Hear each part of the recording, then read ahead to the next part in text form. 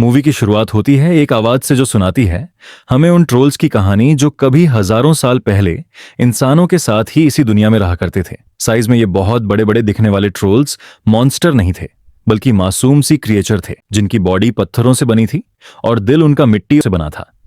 ये creature nature का ही हिस्सा लगते थे, किसी को नुकसान नहीं पहुंचाते थे, बस धूप में नहीं निकलते थे क्योंकि धूप इन्हें जिंदा ट्रोल्स से पत्थरों में बदल देती थी। ये लोग इंसानों के साथ हंसी खुशी अपनी जिंदगी गुजारते थे, लेकिन फिर सब कुछ बदलने लगा। इस दुनिया में क्रिश्चियनिटी फैलने लगी और क्रिश्चियन लोगों को लगा कि यह दुनिया सिर्फ इंसानों के लिए है और ट्रोल्स की इस दुनिया पर कोई जगह नहीं है। उन्होंने इन बेकसूर ट्रोल्स को मारना शुरू कर दिया और उन पर बहुत जुल्म किया। वह ट्रोल्स को जबरदस्ती खींच खींच कर धूप में लाते थे ताकि ट्रोल्स पत्थर बन जाएं। क्रिश्चियंस का होली वाटर, होली बेल, ये सब चीजें ट्रोल्स को बहुत दुखी करती थी, ट्रोल्स को कमजोर कर देती थी और क्रिश्चियंस इन चीजों का फायदा उठाते थे। यहाँ पर हमें कहानी के मेन कैरेक्टर नोरा के डैड को दिखाया जाता है, जो नोरा को ट्रोल्स की कहानी सुना रहे थे।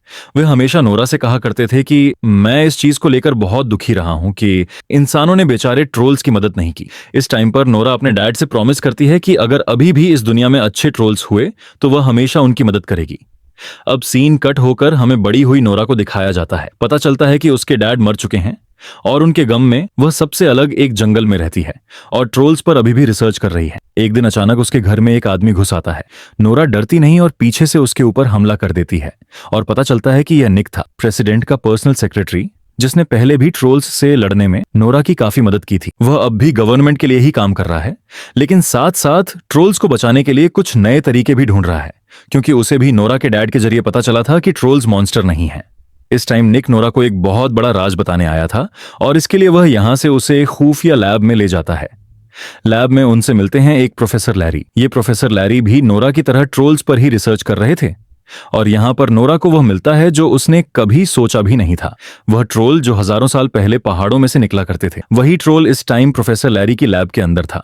उन्होंने इस ट्रोल का नाम जेरी रख दिया था और उनकी रिसर्च के मुताबिक यह पिछले 100 सालों से सोया हुआ है। यहां पर नोरा को यह भी बात पता चलती है कि साइंटिस्ट अपनी रिसर्च के लिए इस ट्रोल के काफी सारे हिस्सों को काटते रहे हैं और यह बात सुनकर नोरा गुस्से से भर जाती है। उसे ट्रोल के लिए दुख हो रहा था। वह अब एक लिफ्ट के जरिए ट्रोल के कान के करीब चली जाती है और चुपके से उसके कान में एक पोएम सुनाने लगती है। नोरा का प्यार, उसकी इमोशंस एकदम से ट्रोल्स को आंखें खोलने पर मजबूर कर देते हैं और 100 सालों बाद जेरी नाम का यह ट्रोल दोबारा से जाग उठता है। खुद को बंधा हुआ देखकर वह पागल हो गया था।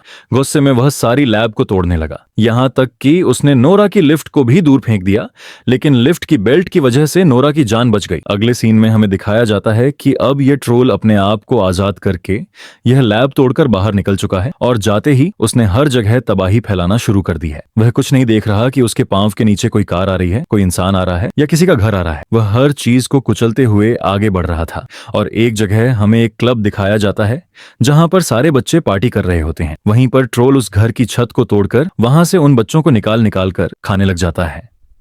ये ट्रोल पहले ट्रोल्स की तरह अच्छा नहीं था। नोरा और उसकी पूरी टीम ट्रोल्स को रोकने में लग जाती है।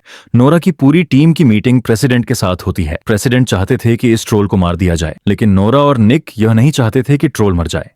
वह मिशन के लिए तो तैयार हो जाते हैं, पर चुपके से नोरा और निक प्लानिंग करते हैं कि इस ट्रोल को वह हर हाल में बचाकर रहेंगे। इस सब के दौरान हमें क्रिस नाम के एक कैप्टन को दिखाया जाता है जो इस पूरे मिशन में उनके साथ रहने वाला था। क्रिस और उसकी टीम यूवी लाइट्स वाले बड़े बड़े हेलीकॉप्टर्स तैयार करते हैं। उनका मकसद था ट्रोल को रात के वक्त ही पत्थर बना देना। रात को दिखाया जाता है कि जब जेरी नाम का वह ट्रोल अभी भी लोगों को खा रहा था, तब क्रिस और उसके बाकी सभी साथी हेलीकॉप्टर लेकर ट्रोल को मारने के लिए उसके करीब आ गए। उन्होंने यूवी लाइट्स के जरिए ट्रोल को कमजोर करने की तो कोशिश की, लेकिन वह ट्रोल को पत्थर में न बदल पाए और ट्रोल उनके इस हमले से बहुत ज्यादा गुस्से में आ जाता है। वह बिजली का एक टावर जमीन से उखाड़कर इन लोगों पर फेंकता है। इस सब में क्रिस के दोस्त का हेलीकॉप्टर तबाह हो जाता है और क्रिस का दोस्त भी मारा जाता है। अपने दोस्त की मौत देखकर क्रिस को बहुत ज्यादा गुस्सा आता है। वह बदले की आग में जलने लगता है और ट्रोल को मारने का सोचता है, लेकिन नोरा जो उसके पीछे बैठी हुई थी वह उसे समझाती है कि हम इंसानों ने ही इन ट्रोल्स को मॉन्स्टर बनाया है। ये सब लोग नोरा से पूछते हैं कि आखिर करना क्या है, ये तो इतनी तबाही फैला रहा है। नोरा कहती है मेरे पास एक आइडिया है। ये कहकर सबको वह एक बड़ी सी गुफा के अंदर ले जाती है और यहाँ हमें पता चलता है कि दुनिया में जेरी के अलावा एक और भी ट्रोल है। ये ट्रोल बहुत अच्छा है और कई सालों पहले नोरा को दिखा था। नोरा काफी मर्तबा इस ट्रोल के पास आती जाती रही, इसलिए ट्रोल उसका अच्छा दोस्त बन गया था और अब जेरी को खत्म करने के लिए नोरा इस अच्छे ट्रोल की मदद लेना चाहती थी। नोरा यहाँ पर उन्हें एक बहुत बड़ा सच ये बताती है कि इंसानों ने इन सभी ट्रोल्स को इन्हीं पहाड़ों में इन्हीं गुफाओं में मार दिया था। और उस टाइम बस ट्रोल का ये एक छोटा सा बच्चा बचा था जो अब कितने 100 सालों में इतना बड़ा हुआ है। खैर, नोरा ने इस ट्रोल का नाम कुदरत रखा हुआ था। यहाँ निक और नोरा मिलकर प्यार से इस ट्रोल को एक नज्म सुनाते हैं और फिर उससे मदद मांगते हैं ताकि वह जेरी को रोक सके। कुदरत नोरा की बात मान के जेरी से मिलने के लिए जाता है, लेकिन जेरी की नफरत इतनी गहरी थी कि वह किसी की बात सुनने को तैयार ही नहीं था। जेरी जोर से अपना पांव जमीन पर पटकता है, जिसके वजह से कुदरत के पांव के नीचे की बर्फ टूट जाती है और कुदरत पानी के अंदर डूब जाता है। और यह देखते हुए नोरा बुरी तरह टूट जाती है क्योंकि उसे लग रहा था कि कुदरत पानी में डूब कर मर गया है। हम देखते हैं कि जेरी नॉर्थ की तरफ चलना शुरू कर देता है। नोरा को पता चलता है कि वह नॉर्वे की तरफ जा रहा है जहां सेंट ओल्फ रहता था। नोरा, निक और उसकी पूरी टीम भी नॉर्वे की तरफ बढ़ने लग जाती है। सबको यह बात पता थी कि इस चर्च के अंदर सेंट ओल्फ की कब्र है, लेकिन पहले किसी को भी वह कब्र नहीं मिली।